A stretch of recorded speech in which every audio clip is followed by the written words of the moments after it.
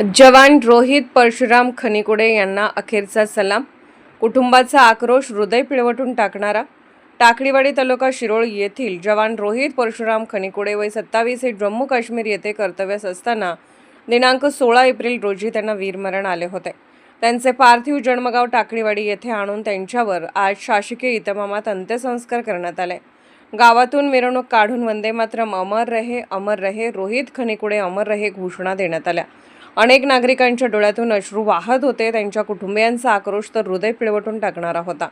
यांचे शिक्षण 1ली ते 7वी पर्यंत श्री कुमार विद्यामंदिर टाकळीवाडी, माध्यमिक शिक्षण श्री सरस्वती हायस्कूल टाकळीवाडी येथे झाले. पुढील शिक्षण श्री दत्त कनिष्ठ महाविद्यालय कुरुंदवाड येथे शिक्षण घेऊन सन 2020 मध्ये बेळगाव येथे मराठा लाईफ इन्फंट्रीमध्ये भरती झाले. त्यांचे ट्रेनिंग बेळगाव येथून झाल्यावर त्यांना अरुणाचल प्रदेश, चीन बॉर्डर व सध्या जम्मू काश्मीर येथे कर्तव्यास असताना त्यांचे अपघाती निधन झाले.